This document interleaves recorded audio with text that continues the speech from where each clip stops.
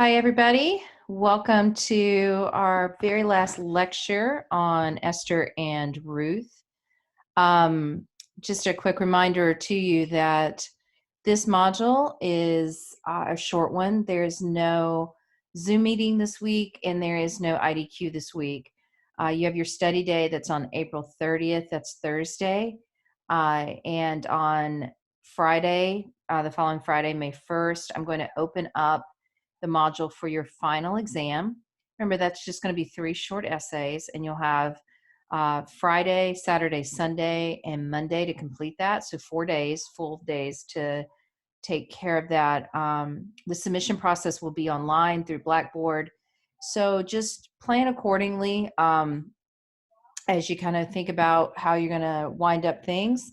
And we're going to end our semester with a pretty short lecture here, but I didn't want to leave out these really incredible books of Esther and Ruth. They often get overlooked in studies, and usually are some of the first books that we cut off. So we'll make this kind of a short lecture, and as always, as we say, this just there's so much here.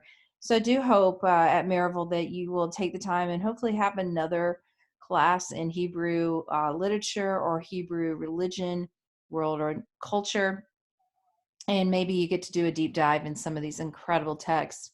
But let's get started. So a couple really important things. Esther and Ruth really are important because, we ended with our study of Jeremiah, who gives us this insight of what life is like during the buildup to the Assyrian threat and the exile, and then the Babylonian exile. So scratch the Assyrian part, we're talking Babylonian. The Ruth and Esther give us something else, another version of how that works. And in that new version of what's going on, we potentially get some things that fill out what Jewish identity means. I mean, this has been a big question for us, even from the very, very beginning, with thinking about what it means to be human, what it means to be a Hebrew, how we think about how the universe works, what these core relationships between the divine and human, and human in the created world. And implicit in all of these things is Jewish identity.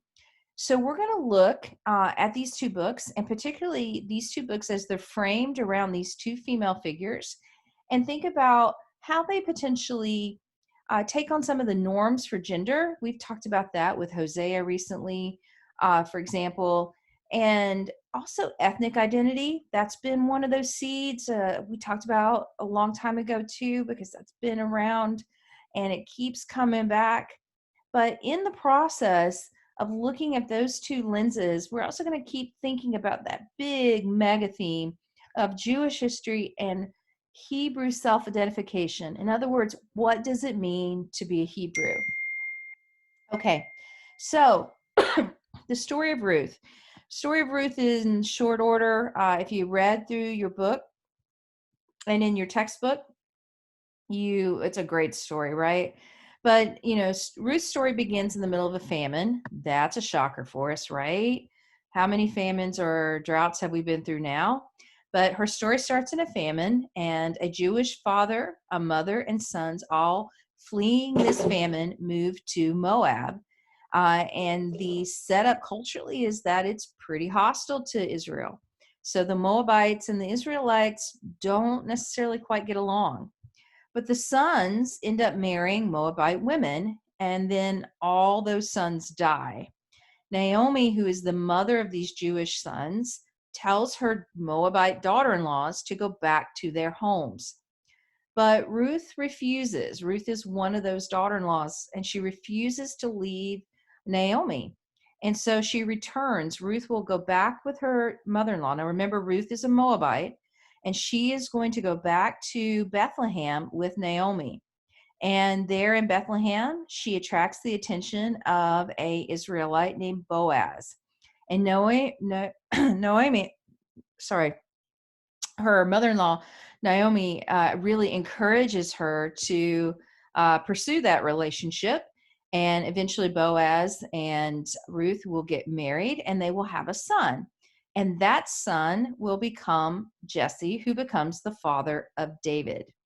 Okay, so something going on here. The line of David, then, remember the greatest king of Israel, ends up passing through a Moabite woman. If that's true, and remember, genealogy is a really big deal. And if that's true, it really implies that Judaism is not ethnocentric. That's a really fancy way of saying that your ethnicity is not what makes you a Hebrew. That doesn't make you a Jew. Also, I want you to notice that Ruth was set during a time of judges. Now, in your textbook, Collins does a really great job of giving us background, so I won't spend too much time on that. But it's written much later. So the where the story takes place is a time much earlier than when we actually have a written date for the material. So it's done at a time, it's written actually down at a time that Israel's really struggling and trying to figure things out after coming back from exile. That makes that ethnocentric question a really important one, because if the Israelites are returning from exile, you've got 50 years of an exile in which people have married people that are not Jewish. They've had children and families with non-Jewish or non-Hebrew folks. You have the experiences of living as a minority amongst non-Hebrews and working and serving in your cities and your communities. All of these things really culminate. And certainly you have the experience of those Jews going, okay, we're clearly a minority here. What's essential to being a Hebrew? What things can I assimilate to in the culture I find myself as a member of? So, a really easy example of that is think about all the folks that you know who are maybe from another culture who change their names to fit the culture they find themselves in. So, lots of immigrants will do this. We have a lot of examples in the United States where at different points in history, people might change their first name or their last name to fit within the dominant culture. So that's an assimilation example. The other example that you have is differentiation. What things am I going to hold on to about myself? So observance of the Sabbath, practices around ritual, things you eat, things you don't eat, what you wear, what you don't wear. Those kinds of things are examples potentially of differentiation. So again, a modern example, if you have at a holiday a kind of recipe that maybe your family does, no matter what, no matter where they are, that reflects your particular history, your particular culture. It's something that you might differentiate yourself with. So, for example, I've shared with you guys that for about 20 some years, I was, as a displaced Southerner, living all over the Midwest and upper Midwest of the United States. One thing I could not live without is proper sweet tea. So that was something I could not give up from my culture. And it was one of the ways I retained my Southern heritage. And I maintained how to cook and made sure my children all grew up learning how to eat biscuits and gravy, like real biscuits and gravy, right? So these are ways in which, I use these sort of tongue in cheek, these sort of everyday examples to kind of really demonstrate this really important aspect of ethnocentricity that you're seeing here, that the questions of these members of the Hebrew community in exile, they had to ask, what does it mean to be Hebrew? And here in this text, we are being presented with an option that maybe it has nothing to do with your ethnicity, your race. So this is a big question because not every Jew agrees with this. And there are big fights that definitely happen, especially around how to deal with non-Jews who become members of Jewish families. Then we turn to the story of Esther. Esther's story is a great one. If you have ever been a member of a Jewish community or you have family members, you might know this story. The holiday of Purim is a big celebration that revolves around Esther's story and is observed in lots of Jewish communities. Anyway, Esther becomes the queen of Persia. She is actually married to a foreign king. And one of the advisors to the king, his name is Haman. He is sort of our villain, our bad guy in this story, and he wants to exterminate all the Jews. So he comes up with this plot to get rid of all of them that are living in the country. But Esther's uncle Mordecai catches wind of the plan, and he rushes off to tell Esther about it and plead with her to plead on behalf of her kinsman to the king. And she takes up this task and rushes into his courtroom, which is potentially something that could have earned her the death penalty. You don't just roll up and rush on to a king's court without invitation, even if you're the queen.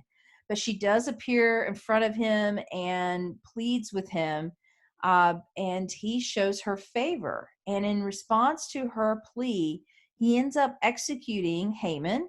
He then makes Mordecai an advisor to his court, and then he even allows the Jews to have weapons or defend themselves. Prior to this, they were under really strict policies that did not allow them to have certain weapons or even be able to defend themselves against anyone who would kill them. So this is this, story here of a planned mass genocide of an entire race of people by a foreign person.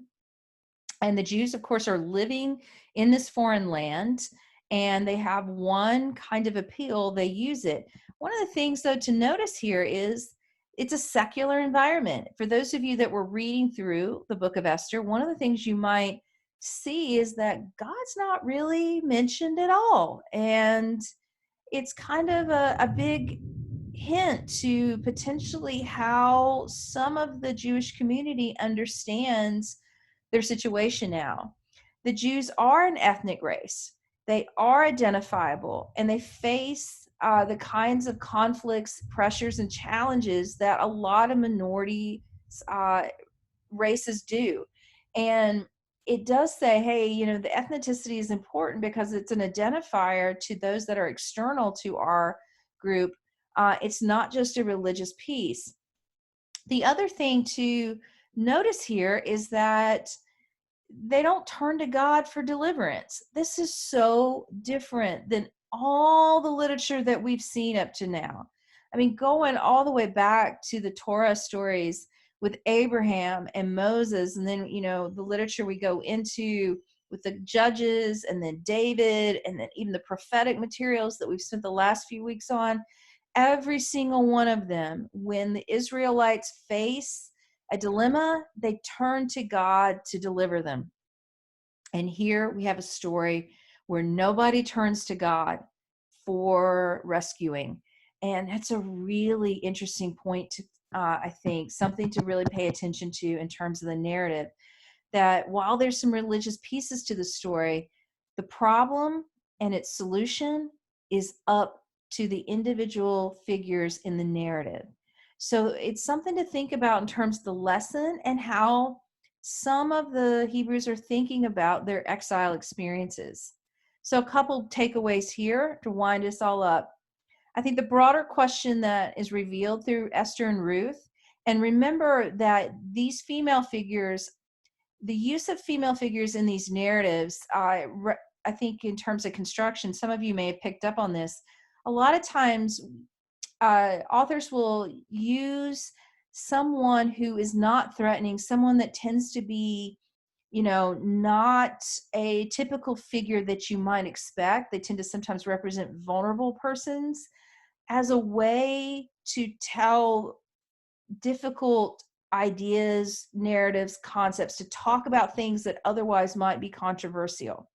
I don't think it's a mistake that, your main figures in Esther and Ruth, and this very difficult question of ethnicity and what does it mean to be Hebrew, and how do we deal with this crazy exile situation we find ourselves in, you've got these female protagonists, and the question that they're facing, which the entire Hebrew community is having to face, is what do we have to do to survive now that God has abandoned us, right? The temple's gone. The sovereignty of Israel is gone. All those key elements that were such big symbols of who we are and how we understand our core relationship with God, they're gone. Some things remain, and we have to re-examine those things and think about where they fit within our culture, our identity, and what that means in terms of our religious culture, as well as our ethnic culture. These stories, as I say here, also really demonstrate this sort of post-exilic move to incorporate positive female imagery, not only into Hebrew culture, but also into Hebrew conceptions of divinity, right? These women, you have, a Moabite woman, a foreign woman who is a hero or heroine in this, and you have a Jewish queen married to a foreign king, right? Who is the hero, who risks her life. These are really strong images. We hear too the voices of these women. Think about when you're reading in those stories, and don't take it for granted that these women speak and they articulate their feelings. They direct with their own agency responses in the story. We haven't seen a lot of that. I mean, it's a striking difference from what we saw with, say, Gomer.